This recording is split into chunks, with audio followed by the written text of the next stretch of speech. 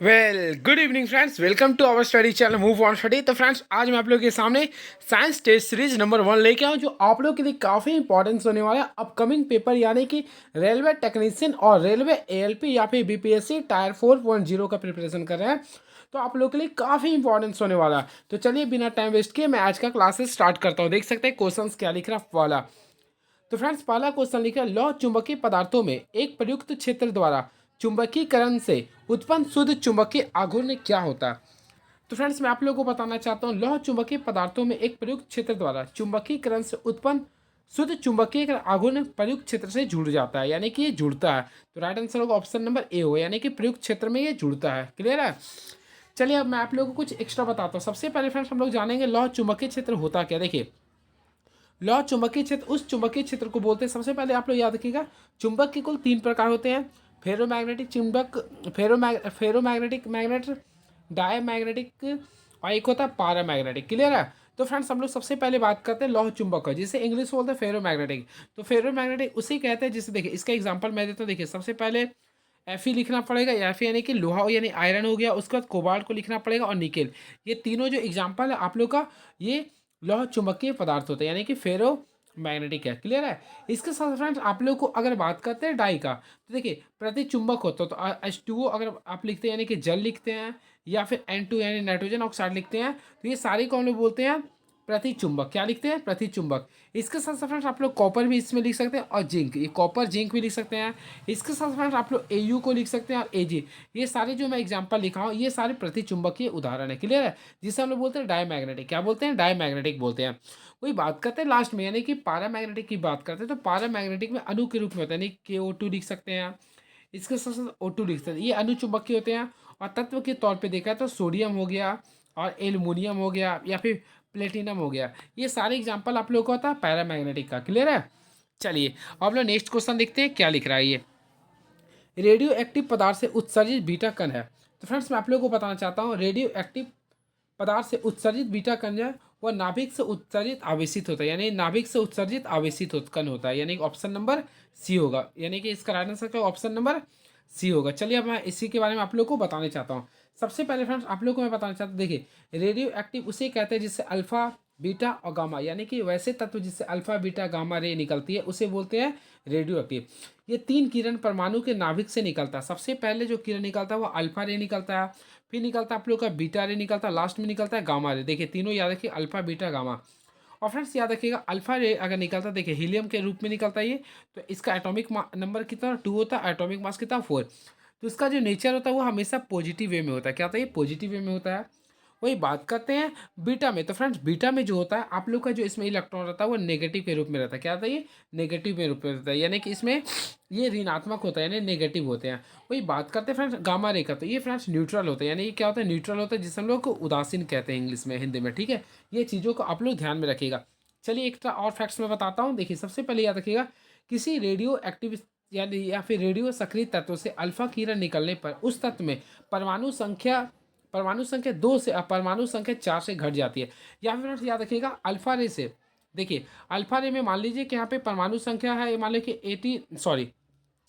कि 92 लिखा हूँ, इसका एटॉमिक मास लिखा मान लो कि 4 लिखा हूँ। ठीक है। तो यहाँ से अगर अल्फा रे निकलता, देखिए अल्फा रे अगर निकलेगा तो इसका एटॉमिक नंबर जो होता है, देखिए सबसे पहले मान लीजिए कि कोई मान लीजिए तत्व था ए था मान लीजिए। ठीक है। तो फ्रेंड इसका जो अल्फा रे निकलेगा, तो एटॉमिक नंबर जो होता है वह 2 घट जाएगा। सबसे पहले ये 2 घट जाएगा, यानी कि 92 में से हम लोग 2 को माइनस करेंगे तो क्या बचेगा? होपफुली आप लोग को पता होगा 90 बचेगा। क्लियर है। इसके साथ फ्रेंड परमाणु द्रव्यमान यानी एटॉमिक मास में से आप लोग को 4 को घट जाएगा, यानी कि 200 बचेगा। ये होता है अल्फा रे का रूप में। क्लियर है।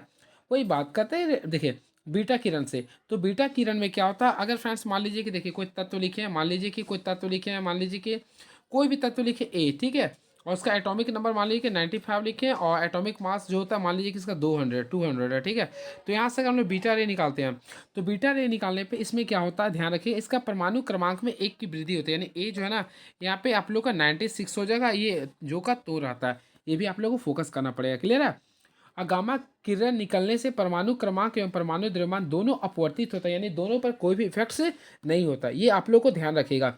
इसके साथ साथ फ्रेंड्स आप लोग याद रखिएगा, रेडियो सक्रियता मापने वाले यंत्र को गेगर मूलर काउंटर यानी जीएमसी कहते हैं, यानी कि फ्रेंड रेडियो सक्रियता को मापने वाले, देखिए मैं लिख देता हूँ, रेडियो एक्टिविटी या फिर रेडियो सक्रियता को मापने वाले यंत्र को जीएमसी कहते हैं, जीएमसी कहते हैं, जिसका फुल फॉर्म होता है गेगर मूलर काउंटर होता है। क्लियर है। और सबसे अधिक रेडियो सक्रिय तत्व जो होता है वो रेडियम होता है। क्या होता है? रेडियम होता है, जिसका एटॉमिक नंबर क्या, सॉरी, जिसका जिसका सिंबल क्या होता है? आरए होता है। और रेडियो सक्रियता की इकाई जो होता है ऑलरेडी आप लोग जानते होंगे क्या होता है? क्यूरी होता है, क्योंकि मैडम क्यूरी ने इसका सर खोज किया था और इसी वजह से नोबेल अवार्ड भी मिला था। इसके साथ साथ फ्रेंड्स आप लोग ये भी याद रखिएगा, रेडियो सक्रियता की इकाई क्यूरी के साथ साथ रदरफोर्ड भी आप लोग लिख सकते हैं, रदरफोर्ड भी आप लोग लिख सकते हैं। ये दोनों चीज़ों को आप लोग मेंशन कर सकते हैं। इसके साथ फ्रेंड्स आप लोग ये याद कीजिए, एक क्यूरी का जो वैल्यू होता है, देखिए ये भी क्वेश्चन काफ़ी तगड़ा है। एक क्यूरी का जो वैल्यू होता है 3.7, देखिए मैं लिख देता हूँ 3.7 इंटू 10⁻10 विखंडन पर सेकेंड होता है। ये सारी चीज़ों को आप लोग ध्यान में रखिएगा। क्लियर है। तो देखिए एक क्वेश्चन से मैं कितना आप लोग को एक्स्ट्रा फैक्ट्स बता रहा हूँ, इसलिए मैं आप लोग के बीच में क्लास लेके आया हूँ। चलिए अब देखिए नेक्स्ट क्वेश्चन आप लोगों के लिए काफ़ी इंपॉर्टेंस होने वाला है। चलिए इस क्वेश्चन को मैं डिस्कस करता हूँ। देखिए पानी एवं शीशे का अपवर्तनांक, देखिएगा ध्यान से सीखिएगा, मैं सब समझा दूंगा। देखिए पानी एवं शीशे का अपवर्तनांक, तो फ्रेंड्स सबसे पहले क्या लिखा है? पानी एवं शीशे का अपवर्तनांक क्रमशः 4/3 एंड 3/2 है। तो शीशे के सापेक्ष पानी का अपवर्तनांक क्या होगा? देखिए सबसे पहले फ्रेंड्स आप लोगों को पता है अपवर्तनांक को म्यू से डिनोट करते हैं। क्लियर है। अब देखिए जिसके सापेक्ष बोल रहा है, शीशे के सापेक्ष पानी का, जो जिसके बोलेगा सबसे पहले देखिए यहाँ पे अगर क्वेश्चन को फोकस करते हैं फ्रेंड्स, तो आप लोग यहाँ देखिए सबसे पहले शीशा के बारे में बोल रहा, तो जो शुरू में बोलता है उसको हम लोग ऊपर ले लेते हैं यानी जी ले देंगे, और किसका? वाटर के सापेक्ष में, तो हम लोग नीचे क्या लिखेंगे? यहाँ पे वाटर यानी डब्ल्यू लिखेंगे। अब देखिए फॉर्मूला लिखने का तरीका क्या होता है? देखिए शीशे के सापेक्ष पानी का अपवर्तनांक यानी किसका निकालना? पानी का। तो जिसका निकालने का यानी म्यू वाटर का निकालना, तो आप लोग वाटर को डब्ल्यू लिख दीजिएगा। और अब देखिए यहाँ पे किसका सापेक्ष था? ग्लास का, तो जी कर दीजिएगा। ये होता फार्मूला। अब सबसे पहले वाटर का हम लोग देखेंगे, तो पानी का अगर आप लोग अपवर्तनांक देखिए तो कितना दिया था? 4/3 दिया था। और ग्लास का कितना दिया था? 3/2 दिया। अब फ्रेंड इसे अगर आप लोग सॉल्व करते हैं, तो देखिए मैं इसे ब्राउन कलर से चेंज करता, देखिए 4 को 2 से गुना किया 8 आ गया, 3 को 3 से गुना किया 9 आ गया। तो ये होता है आंसर, यानी कि 8/9 आंसर होगा। क्लियर है। और म्यू जो लिखो उसे बोलते हैं रिफ्रैक्टिव इंडेक्स बोलते हैं। फ्रेंड्स इसमें सिंपल ध्यान में रखिएगा, ये आप लोग को लिखने का तरीका होता है, यानी कि जिसके शीशे के सापेक्ष, तो अगर सबसे पहले शीशे को जी ली दिए, पानी का निकालना था। और इसमें जब फार्मूला बैठाएंगे तो अपोजिट होता है, म्यू W/म्यू जी होता है। ये इस चीज़ को आप लोग ध्यान में रखिए, यानी फिर जिस चीज़ का अपवर्तनांक निकालने बोलता है सबसे पहले वैल्यू उसका बट्टा सेकंड वाला का रेशियो निकालते हैं। क्लियर है। चलिए अब नेक्स्ट क्वेश्चन, एसटीपी पर 44.8 लीटर कार्बन डाइऑक्साइड में मोलों की संख्या क्या होगी? तो फ्रेंड्स सबसे पहले आप लोगों को मैं बताता हूँ, मोलों की संख्या एन का जो फार्मूला निकालना पड़ेगा, एसटीपी का आयतन, सबसे पहले यहाँ पे लिखिएगा एसटीपी का आयतन या फिर एसटीपी का वॉल्यूम लिख सकते हैं, बट्टा क्या है? 22.4 लिखिएगा। तो अगर आप लोग फोकस करते हैं तो देखिए एसटीपी का आयतन कितना दिया था? 44.8 दिया। क्लियर है। और CO2 का अगर आप लोग निकालते भी हैं तो आप लोग का आएगा 22.4 आता है। इसे डिवाइड कीजिए, कितना आएगा? 2 आएगा। कितना आएगा? 2 आएगा। तो इसका राइट आंसर कितना हो जाएगा? 2 हो जाएगा। क्लियर है। ये राइट आंसर आपको ऑप्शन नंबर बी हो जाएगा। अब मैं आप लोग को बताना चाहता हूँ, किसी भी गैस का 1 मोल का जो आयतन होता है, यानी किसी भी गैस का 1 मोल का जो आयतन होता है यानी एसटीपी पर 22.4, ये याद रखिएगा 22.4 लीटर होता है, इसलिए मैं आप लोग के सामने मेंशन किया था। तथा 22.4 लीटर में अणुओं की संख्या एवोगाद्रो की संख्या की बराबर होता है। क्लियर है। इसके साथ साथ फ्रेंड्स आप लोग को मोलों की संख्या का फार्मूला भी मैं बता देता हूँ। देखिए सबसे पहले मोलों की संख्या को एन लिखते हैं, तो एन इक्वल टू क्या होता है? द्रव्यमान बटा अनुद्रव्यमान, या फिर यहाँ पे आप लोग लिख सकते हैं द्रव्यमान बटा अनुद्रव्यमान, यानी कि small M by capital N भी आप लोग लिख सकते हैं, या फिर यहाँ पे अनुद्रव्यमान लिख सकते हैं। ये सारी चीज़ों को आप लोग मेंशन कर सकते हैं। क्लियर है। और एक अवोगाद्रो का जो वैल्यू होता है, ये क्वेश्चन एएलपी में पूछता है, देखिए 6.022 इंटू 10⁻23 होता है। ये भी आप लोग को ध्यान में रखना पड़ेगा। क्लियर है। चलिए अब हम लोग नेक्स्ट क्वेश्चन की मूव ऑन करते हैं। देखिए मेंडलीव की आवर्त सारणी में तत्वों के वर्गीकरण की आधार थी। तो फ्रेंड्स सबसे पहले आप लोग को मैं बताना चाहता हूँ, मेंडलीव को आवर्त सारणी का पिता कहते हैं। सबसे पहले याद रखिएगा पीरियोडिक टेबल का फादर किसे कहते हैं? मेंडलीव को कहते हैं। अब यहाँ पे क्वेश्चन आता है कि मेंडलीव को ही आवर्त सारणी का पिता क्यों कहते हैं? क्योंकि सर मेंडलीव पहला साइंटिस्ट है या फिर केमिस्ट है जिन्होंने पहली बार किसी भी पीरियोडिक टेबल को बनाने के लिए रो और कॉलम यानी कि फ्रेंड्स वर्ग और समूह का तैयार किया था। या इन्होंने जब पीरियोडिक टेबल अपना बनाना स्टार्ट किया था, तो फ्रेंड्स इसके यानी देखिए इसके जब पीरियोडिक टेबल बनाया था, इसके यानी कि आवर्त सारणी में इसने कुल आवर्त की संख्या 6 रखा था और वर्ग की संख्या 8 रखा, तो पहला श्रेय इन्हीं का जाता है। इस वजह से इन्हें क्या बोलते हैं, आवर्त सारणी का पिता कहते हैं। और फ्रेंड इन्होंने अपना पीरियोडिक टेबल जो बनाया था वह परमाणु द्रव्यमान पे आधारित किया था। परमाणु द्रव्यमान जिसे एटॉमिक मास यानी ए से डिनोट करते हैं। तो इसका राइट आंसर होगा ऑप्शन नंबर बी, यानी कि परमाणु द्रव्यमान पर आधारित था। क्लियर है। और इसमें सबसे बड़ा प्रॉब्लम ये क्रिएट हुआ था फ्रेंड्स, इन्होंने समस्थानिकों के लिए जगह नहीं छोड़ा था। और इसके साथ साथ फ्रेंड्स बहुत सारे गैसों के लिए या फिर अक्रिय गैसों के लिए जगह ही नहीं छोड़ा था। और इसके साथ फ्रेंड्स बहुत सारे तत्व ऐसा था, जैसे निकेल का और कोबाल्ट में आप लोग देखेंगे निकेल कोबाल्ट, तो निकेल और कोबाल्ट में ज़्यादा परमाणु मास होना चाहिए था कोबाल्ट का, लेकिन यहाँ पे आप लोग देखिएगा पीरियोडिक टेबल में तो निकेल का होता। तो ये सारे देखिए, इसका होता 58.6 होता है, इसका होता 58.4 होता है। तो ये सारे कन्फ्यूजन की वजह से मेंडलीव की आवर्त सारणी को कि जहाँ पे मोसले ने आधुनिक आवर्त सारणी बनाया था। क्लियर है, जो कि परमाणु संख्या पे डिपेंडेबल थे। चलिए क्वेश्चन नंबर 6 चलते हैं। क्या लिख रहा है, एक विद्युत तापक 1 मिनट में 320 जूल एक 4 ओम प्रतिरोधक को आपूर्ति करता है, तो ए में स्थित स्थिर धारा प्रवाह क्या होगी।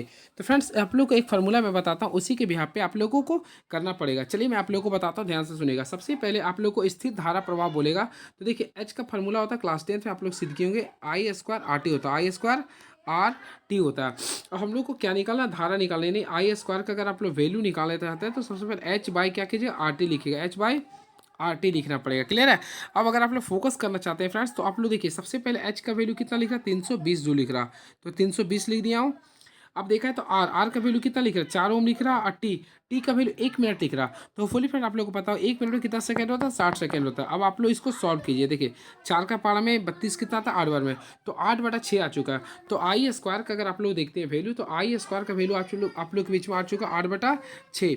अब हम लोग क्या करेंगे, इसे कैंसिल करते थे, 4/3 आ चुका है। क्लियर है। अब फ्रेंड्स हम लोग क्या करेंगे, आई स्क्वायर को यहाँ पे अंडर रूट देंगे तो 4/3 करेंगे।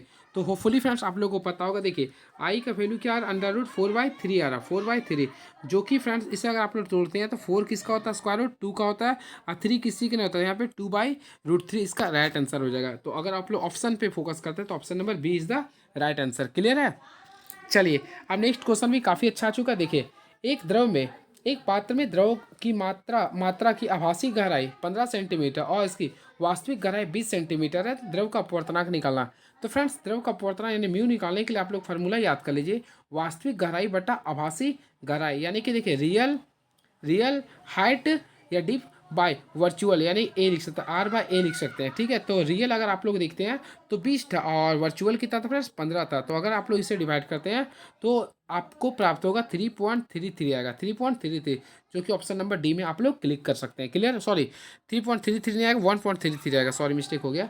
तो 1.33 आ जाए, जो कि ऑप्शन नंबर डी में आप लोग क्लिक कर सकते हैं। आई होप आप लोग को क्लियर हुआ होगा। चलिए अब देखते हैं नेक्स्ट क्वेश्चन क्या लिख रहा।